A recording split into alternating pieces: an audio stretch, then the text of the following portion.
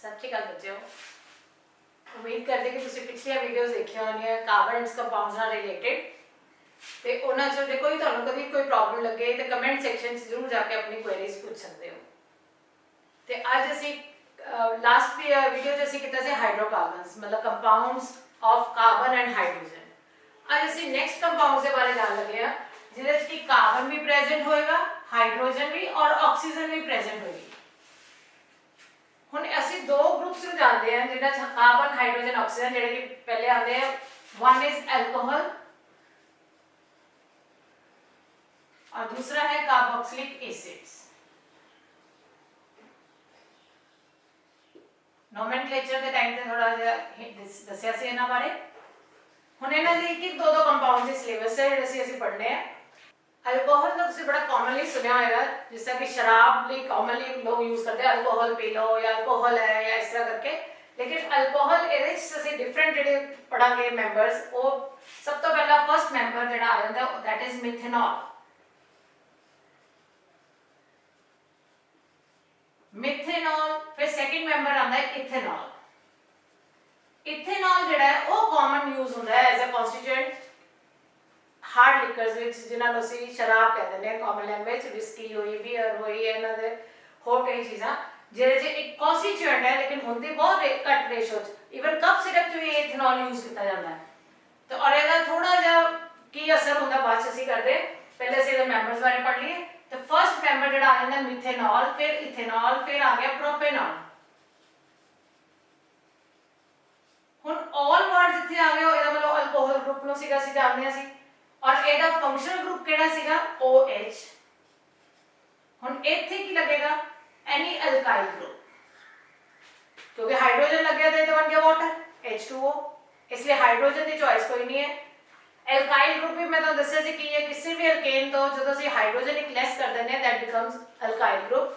एक ओदी वैलेंसी खाली होगी, कोई भी असीं एटम या ग्रुप ऑफ एटम जब कंबाइन करते हैं न्यू कंपाउंड बन जाता है।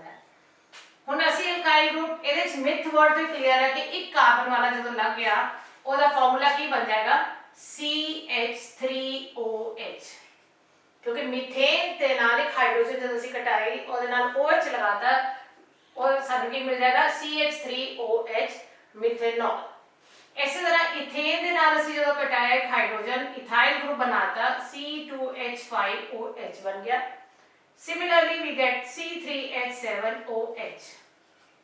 ते होमोलोगस सीरीज बन रही है, कह लो इन एडजेसेंट मेंबर्स है मिथेनॉल, इथेनॉल एंड प्रोपेनॉल। और कॉमनली असीं जे देखिए तो नाम होगा methyl alcohol, ethyl alcohol and propyl alcohol, butyl alcohol and so on. हुण मिथेन असीं ज्यादा प्रॉपर्टीज पढ़नी अबाउट मिथेनॉल और मैक्सिमम असीं देखना अबाउट द इथेनॉल, क्योंकि कॉमनली यूज हो रहा है इथेनॉल। मिथेनॉल की चीज है कि दोनों ही चीज़ां लिक्विड स्टेट से मिलती है रूम टेम्परेचर। इधर बॉइलिंग पॉइंट बड़ा लो है 78 डिग्री, क्योंकि पता था पानी का 100 डिग्री सेल्सियस है, इहदे च 78 डिग्री सेल्सियस से ये बॉयल करना शुरू कर देता है, जल्दी वेपराइज हो सकता है।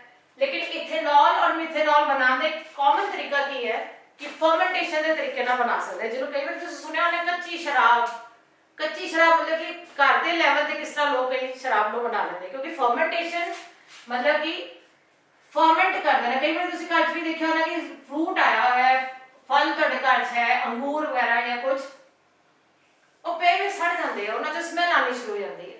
तो एक्चुअली वो बैक्टीरिया फंगस जो भी उहदे ते ग्रो करता है ਉਹਨੂੰ फर्मेंट कर देता है, ਉਹਨੂੰ उल्ली लग जाती है, ਉਹਦੇ ਨਾਲ ਉਹ जो है सिंपल प्रोडक्ट्स विच कन्वर्ट होना शुरू हो जाता है। तो ਉਹਦੀ शुगर वगैरह ਜਿਹੜੀ फ्रूट ਦੇ अंदर है ਉਹ अलग किहदे च चेंज हो जाते मिथेनॉल इथेनॉल वगैरह अल्कोहलिक ग्रुप से विच, तो ਉਹਦੀ स्मैल भी उससे कारण आ जाती है। तो इससे में थोड़ा जिहा पॉलिश करना, जो जिस भी लोग की करते हैं कच्ची शराब बनाने कोई पोरस पॉट ले लेंगे हैं। पोरस पॉट मीनस घड़ा मिट्टी का या कुछ ऐसा करके ਉਹਦੇ ਚ फ्रूट जूसेस खास करके गन्ने का जूस वगैरह यूज कर लेंगे हैं और उन्होंने कपड़े के ही नाल ही बन के किसी मिट्टी वगैरह के नीचे दबा के, क्योंकि उन्होंने टैंपरेचर उन्ना चाहिए होता है, जे दबाता कुछ दिनों बाद तो ਉਹਦੇ ਚ अल्कोहलिक प्रोडक्शन होनी शुरू हो जाती है फर्मेंटेशन के नाल, और एनारोबिक रेस्पिरेशन हुई ना ਉਹਦੇ ਚ बैक्टीरिया वगैरह की। तो वो जो शुगर को कन्वर्ट कर देंगे हैं इथेनॉल मिथेनॉल वगैरह, तो एक्चुअली ये जी चीज़ बन गई इनू फिर डिस्टिलेशन करनी होती, क्योंकि दोनों प्रॉपर्टीज ही डिफरेंट है। इट्स हाईली पॉइजनस, ये इस तरह की पॉइजनस है कि ਇਹਨੂੰ ਜੇ ਕੋਈ ਕੰਜ਼ਿਊਮ ਕਰ ਲੇ ਪੀ ਲੇ ਤਾਂ ਉਹਦੀ ਡੈਥ ਹੋ ਸਕਦੀ ਹੈ। ਹਾਂਜੀ, ਤੇ ਮਿਥੇਨॉल ਜਿਹੜਾ ਪੋਇਜ਼ਨਸ ਹੋਣ ਕਰਕੇ ਸਾਨੂੰ ਉਹਨੂੰ ਕੰਜ਼ਿਊਮ ਨਹੀਂ ਕਰਨਾ ਚਾਹੀਦਾ। ਲੇਕਿਨ ਕਈ ਵਾਰ ਅਸੀਂ ਸੁਣਿਆ ਹੋਣਾ ਕਿ ਤੁਸੀਂ ਵੀ ਕਿ ਸ਼ਰਾਬ ਪੀ ਕੇ ਕਈ ਲੋਕ ਮਰ ਗਏ ਜਾਂ ਕਿਸ ਤਰ੍ਹਾਂ ਹੋਇਆ, ਇਹਦਾ ਮਤਲਬ ਕੀ ਹੋਇਆ ਕਿ ਉਹ ਸ਼ਰਾਬ ਉਹਨਾਂ ਦੀ ਪਿਓਰ ਨਹੀਂ ਹੋਏਗੀ। ਉਹ ਇਥੇਨॉल ਦੇ ਵਿੱਚ ਕੁਛ ਨਾ ਕੁਛ ਅਮਾਉਂਟ ਦੇ ਵਿੱਚ ਮਿਥੇਨॉल ਜ਼ਰੂਰ ਮਿਕਸ ਹੋਏਗਾ। ਉਹਨਾਂ ਦੀ ਡਿਸਟੀਲੇਸ਼ਨ ਜਿਹੜੀ ਉਹ ਠੀਕ ਨਹੀਂ ਕੀਤੀ ਹੋਏਗੀ। ਡਿਸਟੀਲੇਸ਼ਨ ਮੀਨਸ ਇਹਨਾਂ ਦੀ ਸੈਪਰੇਸ਼ਨ, ਦੋ ਲਿਕੁਇਡਸ ਨੂੰ ਅਸੀਂ ਸੈਪਰੇਟ ਕਰ ਸਕਦੇ ਹਾਂ by heating at the boiling point. ਤੇ ਇੱਕ ਬੋਇਲਿੰਗ ਪੁਆਇੰਟ ਤੇ 에ਅਰ ਸੈਪਰੇਟ ਹੋ ਜਾਏਗਾ, ਦੂਸਰੇ ਬੋਇਲਿੰਗ ਪੁਆਇੰਟ ਤੇ ਆ ਕੇ ਇਥੇਨॉल ਸੈਪਰੇਟ ਕਰ ਸਕਦੇ ਹਾਂ। ਤੇ ਜੇ ਬਾਈ ਚਾਂਸ ਉਹਨਾਂ ਨੇ ਨਹੀਂ ਡਿਸਟੀਲੇਸ਼ਨ ਕੀਤੀ, ਡਿਸਟਿਲਰੀ ਵਗੈਰਾ ਚ ਜਾਂ ਉਹਦੀ ਨਹੀਂ ਪ੍ਰੋਪਰਲੀ ਪਿਉਰੀਫਿਕੇਸ਼ਨ ਕੀਤੀ, ਤੇ ਫਿਰ ਕੀ ਹੁੰਦਾ ਕਿ ਮਿਥੇਨॉल ਉਹਦੇ ਚ ਐਡ ਹੋ ਜਾਂਦਾ। ਔਰ ਮਿਥੇਨॉल ਤੁਹਾਨੂੰ ਪਤਾ ਜੇ ਕੰਜ਼ਿਊਮ ਹੋ ਗਿਆ, ਬਾਡੀ ਦੇ ਅੰਦਰ ਚਲਾ ਗਿਆ, ਤੇ ਉਹ ਲੀਵਰ ਤੇ ਜਾ ਕੇ ਕੀ ਕਰਦਾ ਹੈ, ਆਕਸੀਕ੍ਰਿਤ ਹੁੰਦਾ ਹੈ। ਔਰ ਉਹਦੇ ਨਾਲ ਕੀ ਹੋ ਜਾਏਗਾ ਕਿ ਮਿਥੇਨॉल ਤੋਂ ਮਿਥੇਨਲ ਚ ਕਨਵਰਟ ਹੋ ਜਾਂਦਾ ਹੈ। ਮਿਥੇਨਲ ਜਿਹੜਾ ਹੈ ਫਿਰ ਐਲਡੀਹਾਈਡ ਹੈ ਔਰ ਇਹ ਪੋਇਜ਼ਨਸ ਲੀਵਰ ਦੇ ਸੈਲਸ ਨੂੰ ਖਰਾਬ ਕਰ ਦਿੰਦਾ ਹੈ, ਕੋਆਗੂਲੇਟ ਕਰ ਦਿੰਦਾ ਹੈ। ਕੋਆਗੂਲੇਟ ਮੀਨਸ ਜਮਾ ਦਿੰਦਾ ਹੈ, ਕਿਉਂਕਿ ਲਿਵਿੰਗ ਪ੍ਰੋਟੋਪਲਾਜ਼ਮ ਹੁੰਦਾ ਹੈ ਸੈਲ ਦੇ ਅੰਦਰ। ਜਿਸ ਅਸੀਂ ਐਗ ਨੂੰ ਅਸੀਂ ਹਾਫ ਫਰਾਈ ਬਣਾਉਣਾ ਹੈ ਜਾਂ ਫੁੱਲ ਫਰਾਈ ਕਰਨਾ ਹੈ ਤੇ ਤਵੇ ਗਰਮ ਦੇ ਸੇ ਪਾਈਦਾ ਤਾਂ ਐਗ ਦਾ ਪ੍ਰੋਟੀਨ ਵਗੈਰਾ ਸਾਰਾ ਕੀ ਬੜਾ ਹਾਰਡ ਜਿਹਾ ਹੋ ਜਾਂਦਾ ਹੈ, ਸਖਤ ਹੋ ਜਾਂਦਾ ਲਿਕੁਇਡ ਤੋਂ। ਸੇਮ ਵੇ ਉਹ ਮਿਥੇਨਲ ਉਹਨੂੰ ਫਿਰ ਕੀ ਕਰਦਾ, ਸੈਲ ਦੇ ਪ੍ਰੋਟੋਪਲਾਜ਼ਮ ਜਿਹੜਾ ਕਿ ਲਿਕੁਇਡ ਸਟੇਟ ਦੇ ਵਿੱਚ ਹੈ, ਥੋੜਾ ਜਿਹਾ ਜੈਲ ਲਾਈਕ ਹੈ, ਉਹਨੂੰ ਹਾਰਡਨੈਸ ਕਨਵਰਟ ਕਰਕੇ ਕੋਆਗੂਲੇਟ ਕਰਕੇ ਸੈਲਸ ਨੂੰ ਖਰਾਬ ਕਰ ਦਿੰਦਾ ਹੈ। ਇਸੇ ਤਰ੍ਹਾਂ ਹੀ ਇਹ ਮਿਥੇਨॉल ਜਿਹੜਾ ਹੈ ਸਾਡੇ ਅੱਖਾਂ ਦੇ ਉੱਤੇ ਅਸਰ ਕਰ ਜਾਂਦਾ ਹੈ। ਆਪਟਿਕ ਨਰਵਸ ਜਿਹੜੀਆਂ ਕਿ ਅੱਖਾਂ ਦੀ ਨਸਾਂ ਜਿਹੜੀਆਂ ਬ੍ਰੇਨ ਤੱਕ ਜਾ ਰਹੀਆਂ ਬੜੀਆਂ ਡੈਲੀਕੇਟ ਹੁੰਦੀਆਂ, ਉਹਦੇ ਵੀ ਸੈਲਸ ਦੇ ਉੱਤੇ ਜਾ ਕੇ ਇਹ ਕੋਆਗੂਲੇਸ਼ਨ ਕਰ ਦਿੰਦਾ ਹੈ ਤੇ ਉਹ ਬੰਦਾ ਜਿਹੜਾ ਕੰਜ਼ਿਊਮ ਕਰ ਗਿਆ ਉਹ ਬਲਾਈਂਡ ਹੋ ਜਾਏਗਾ, ਅੰਨਾ ਹੋ ਜਾਏਗਾ। ਇਸੇ ਕਰਕੇ ਕਈ ਵਾਰੀ ਹੂਚ ਜਿਹੜੀ ਹੁੰਦੀ ਹੈ ਜਿਹਦੇ ਕੱਚੀ ਸ਼ਰਾਬ ਪੀਣ ਨਾਲ ਲੋਕ ਮਰ ਜਾਂਦੇ, ਇੰਨੇ ਕੇਸਿਸ ਆਉਂਦੇ ਆ, ਉਹ ਮਰਨ ਤੋਂ ਪਹਿਲੇ ਜ਼ਰੂਰ ਬਲਾਈਂਡ ਹੋਏ ਹੋਣਗੇ ਕਿਉਂਕਿ ਮਿਥੇਨॉल ਉਹਨਾਂ ਦੀਆਂ ਅੱਖਾਂ ਦੇ ਉੱਤੇ ਜ਼ਿਆਦਾ ਇਫੈਕਟ ਕਰ ਜਾਂਦਾ ਹੈ। ਤੇ ਇਸ ਕਰਕੇ ਇਹਨੂੰ ਮਤਲਬ ਡਿਸਟਿਲ ਕਰਨਾ ਜ਼ਰੂਰੀ ਹੈ, ਪਰ ਇਹ ਨਹੀਂ ਕਿ ਤੁਸੀਂ ਇਥੇਨॉल ਨੂੰ ਡਿਸਟਿਲ ਕਰਕੇ ਪੀਂਦੇ ਰਹੋ, ਕਿਉਂਕਿ ਇਹ ਵੀ ਤੁਹਾਡੇ ਹੈਲਥ ਦੇ ਉੱਤੇ ਇਫੈਕਟ ਕਰਦਾ ਹੈ। ਔਰ ਲੋਕ ਜ਼ਿਆਦਾ ਤੋਂ ਜ਼ਿਆਦਾ ਇਹਦਾ ਇੰਡਸਟਰੀਅਲ ਯੂਜ਼ ਘੱਟ ਦੇਖਦੇ ਆ, ਇਹਨੂੰ ਕੰਜ਼ਿਊਮ ਕਰਨ ਦੀ ਕੋਸ਼ਿਸ਼ ਜ਼ਿਆਦਾ ਕਰਦੇ ਇਥੇਨॉल ਨੂੰ, ਔਰ ਸ਼ਰਾਬ ਦੀ ਫਾਰਮ 'ਚ, ਮੀਟ ਦੇ ਫਾਰਮ 'ਚ ਜਾਂ ਕਿਸੇ ਵੀ ਤਰੀਕੇ ਨੂੰ ਕੰਜ਼ਿਊਮ ਕਫ ਸਿਰਪ ਦੇ ਵਿੱਚ, ਕਿਉਂਕਿ ਥੋੜਾ ਅਲਕੋਹਲ ਹੁੰਦਾ, ਐਲਰਜੀ ਦੇ ਉੱਤੇ ਇਫੈਕਟ ਕਰਦਾ ਹੈ। ਲੇਕਿਨ ਲੋਕ ਇਹਨੂੰ ਨਸ਼ੇ ਦੀ ਤਰ੍ਹਾਂ ਹੀ ਯੂਜ਼ ਕਰਨਾ ਸ਼ੁਰੂ ਕਰ ਦਿੰਦੇ ਕਈ ਚੀਜ਼ਾਂ ਨੂੰ। ਤਾਂ ਇਹਨੂੰ ਅਗਰ ਅਸੀਂ ਨਸ਼ੇ ਦੀ ਤਰ੍ਹਾਂ ਯੂਜ਼ ਕਰੀਏ ਤਾਂ ਕੀ ਉਹਦਾ ਇਫੈਕਟ ਹੈ? ਇਹ ਸਾਡੇ ਬ੍ਰੇਨ ਸੈਲਸ ਨੂੰ ਵੀ ਡੈਡ ਕਰ ਸਕਦਾ ਹੈ, ਜ਼ਿਆਦਾ ਕੰਜ਼ੰਪਸ਼ਨ ਇਹਦੀ। ਇਹ ਸਾਡਾ ਰਿਐਕਸ਼ਨ ਰੇਟ, ਮਤਲਬ ਅਸੀਂ ਕੋਈ ਚੀਜ਼ ਸੋਚਣ ਸਮਝਣ ਦੀ ਸ਼ਕਤੀ ਸਾਡੀ ਵੱਧ ਜਾਂਦੀ ਹੈ, ਮਤਲਬ ਕਿ ਉਸ ਲਿਹਾਜ਼ ਨਾਲ ਨਹੀਂ ਕਿ ਅਸੀਂ ਜ਼ਿਆਦਾ ਸੋਚ ਸਮਝ ਸਕਦੇ ਹਾਂ, ਸਾਡਾ ਰਿਐਕਸ਼ਨ ਰੇਟ ਜ਼ਿਆਦਾ ਹੋ ਜਾਂਦਾ ਹੈ। ਕਿ ਅਸੀਂ ਜਿਸ ਤਰ੍ਹਾਂ ਕਿਸੇ ਮਤਲਬ ਕਾਰ ਡਰਾਈਵ ਕਰ ਰਹੇ ਹਾਂ ਜਾਂ ਸਕੂਟਰ ਤੁਸੀਂ ਡਰਾਈਵ ਕਰ ਰਹੇ ਹੋ ਔਰ ਤੁਹਾਡੇ ਅੱਗੇ ਕੋਈ ਆ ਗਿਆ, ਤੁਹਾਨੂੰ ਤੁਸੀਂ ਡਰਿੰਕ ਕੀਤੀ ਹੋਈ ਹੈ ਜਾਂ ਡਰਿੰਕ ਕਰ ਰਹੇ ਹੋ ਜਾਂ ਕੁਛ ਹੈ ਮਤਲਬ ਆਲਰੇਡੀ ਕਰਦੇ ਹੋ, तो ਉਹਦੇ ਬ੍ਰੇਨ ਸੈਲ ਐਸੇ ਵੀਕ ਹੋ ਜਾਂਦੇ ਕਿ ਉਹਨਾਂ ਨੂੰ ਟਾਈਮ ਲੱਗੇਗਾ ਸੋਚਣ ਲਈ ਕਿ ਮੈਂ ਇੱਥੇ ਬ੍ਰੇਕ ਲਗਾਉਣੀ ਹੈ ਕਿ ਕੀ ਕਰਨਾ ਹੈ, ਤਾਂ ਉਹਦੇ ਨਾਲ ਐਕਸੀਡੈਂਟਸ ਵਗੈਰਾ ਹੋ ਸਕਦੇ ਆ। ਤੇ ਇਸ ਤਰ੍ਹਾਂ ਰਿਐਕਸ਼ਨ ਰੇਟ ਮਤਲਬ ਤੁਹਾਡਾ ਨਰਵਸ ਸਿਸਟਮ ਦੇ ਉੱਤੇ ਉਹਨੇ ਇਫੈਕਟ ਕਰਦਾ ਹੈ, ਸੈਂਟਰਲ ਨਰਵਸ ਸਿਸਟਮ ਤੇ ਬਹੁਤ ਜਲਦੀ ਬ੍ਰੇਨ ਵਗੈਰਾ ਸਾਰਾ ਤੁਸੀਂ ਇੱਕਦਮ ਰਿਫਲੈਕਸ ਐਕਸ਼ਨ ਤੁਹਾਡੇ ਵੀਕ ਹੋ ਜਾਂਦੇ, ਤੁਸੀਂ ਸੋਚ ਸਮਝਣ ਦੀ ਸ਼ਕਤੀ ਤੁਹਾਡੀ ਕਮਜ਼ੋਰ ਪੈ ਜਾਏਗੀ ਉਹਦੇ ਨਾਲ, ਬਟ ਰਿਐਕਸ਼ਨ ਰੇਟ ਵੱਧ ਗਿਆ ਇਹਦਾ ਮਤਲਬ। ਔਰ ਦੂਸਰੀ ਚੀਜ਼ ਇਹਦਾ ਕੀ ਹੈ ਕਿ ਫਾਈਨੈਂਸ਼ਲੀ ਦਾ ਲਾਸ ਹੈ ਹੀ ਹੈ। ਹੁਣ ਹਾਲਾਤ ਕਿਸ ਤਰ੍ਹਾਂ ਦੇ ਚੱਲ ਰਹੇ ਹੈ, ਕਈਆਂ ਦੇ ਕੋਲ ਜੌਬਸ ਹੈ, ਕਈਆਂ ਦੇ ਕੋਲ ਨਹੀਂ ਹੈ, ਸੈਲਰੀਜ਼ ਪੂਰੀ ਮਿਲ ਨਹੀਂ ਰਹੀਆਂ, ਅਗਰ ਲੇਕਿਨ ਇਸ ਚੀਜ਼ ਦੀ ਐਡਿਕਸ਼ਨ ਹੈ, ਕਿਉਂਕਿ ਹੈ ਤਾਂ ਐਡਿਕਸ਼ਨ ਹੀ, ਲੱਤ ਲੱਗ ਜਾਂਦੀ ਕਿਸੇ ਨੂੰ, ਆਦਤ ਪੈ ਜਾਂਦੀ ਪੂਰੀ, ਤੇ ਕੀ ਕਰੇਗਾ। ਜਿਹੜੇ ਪੈਸੇ ਤੁਸੀਂ ਘਰ ਦੇ ਖਰਚੇ 'ਚ ਕਰਨੇ ਆ, ਬੱਚਿਆਂ ਦੇ ਉੱਤੇ ਲਗਾਉਣੇ ਆ ਕੁਛ ਹੈ, ਉਹ ਲੋਕ ਆਪਣੀ ਸ਼ਰਾਬ ਦੇ ਉੱਤੇ ਉਡਾ ਦਿੰਦੇ, ਤੇ ਫਾਈਨੈਂਸ਼ੀਅਲ ਲਾਸ ਵੀ ਹੈ, ਲੋਕ ਕਰਜ਼ੇ ਲੈਣਾ ਸ਼ੁਰੂ ਕਰ ਦਿੰਦੇ, ਤਾਂ ਉਸ ਚੀਜ਼ ਮਤਲਬ ਕਿ ਕਿਤੇ ਨਾ ਕਿਤੇ ਆ ਕੇ ਫੈਮਿਲੀ ਵੀ ਇਫੈਕਟਡ ਹੋ ਜਾਂਦੀ ਹੈ ਡਰਿੰਕਿੰਗ ਦੇ ਨਾਲ, ਤੇ ਸਿਹਤ ਤਾਂ ਖਰਾਬ ਹੋਣੀ ਤਾਂ ਦੱਸਿਆ, ਲੀਵਰ ਦੇ ਉੱਤੇ ਇਫੈਕਟ ਕਰਦਾ ਇਥੇਨॉल ਵਗੈਰਾ ਜੋ ਵੀ ਹੈ, ਤੇ ਲੀਵਰ ਜੋ ਵੀ ਹੈ ਉਹਦੀ ਪ੍ਰੋਬਲਮ ਆਈ, ਹੈਲਥ ਤੁਹਾਡੀ ਵੀਕ ਹੋ ਗਈ, एक्सीडेंट्स वगैरह हो सकते हैं, फाइनेंशियली लॉस है, तो सोचो कितना ਇਹਦਾ इफेक्ट बुरा है। तो इसलिए बेटर है कि ਅਸੀਂ ਇਸ ਚੀਜ਼ ਵੱਲ ਯੂਜ਼ ਹੀ ਨਾ ਕਰੀਏ ਫॉर ਕੰਜ਼ੰਪਸ਼ਨ, ਇਹਨੂੰ ਨਾ ਕਰੀਏ। ਉਹਨੂੰ ਜੋ ਵੀ ਤੁਹਾਡੇ ਆਸ-ਪਾਸ ਕੋਈ ਕਰਨ ਵਾਲਾ ਵੀ ਦਿਖਦਾ ਉਹਨੂੰ ਇਹਦੇ ਬੈਡ ਇਫੈਕਟਸ ਦੱਸਣੇ ਜ਼ਰੂਰੀ ਹੈ ਕਿ ਕਿਉਂ ਇਹ ਨਹੀਂ ਕਰਨੇ ਚਾਹੀਦੇ। ਲੇਕਿਨ ਇਥੇਨॉल ਜਿਹੜਾ ਹੈ ਅਦਰਵਾਈਜ਼ ਇੰਡਸਟਰੀਅਲ ਇਹਦੀ ਯੂਜ਼ਸ ਕਾਫੀ ਹੈ, ਇਹਨੂੰ ਐਜ਼ ਅ ਫਿਊਲ ਵੀ ਤੁਸੀਂ ਯੂਜ਼ ਕਰ ਸਕਦੇ ਹੋ ਐਜ਼ ਅ ਫਿਊਲ, ਕਿਉਂਕਿ ਜਦ ਵੀ ਇਥੇਨॉल ਕੰਬਸ਼ਨ ਦੱਸੀ ਸੀ ਜਦੋਂ बर्न करना है तो कार्बन डाइऑक्साइड और वाटर ही बनाएगा। इथेनॉल को अगर ਅਸੀਂ बर्न करिए in the presence of air तो की प्रोड्यूस करता है, कार्बन डाइऑक्साइड, वाटर, हीट और ये लाइट भी प्रोड्यूस कर देता है, अच्छा फ्लेम के नाल जल्दी है।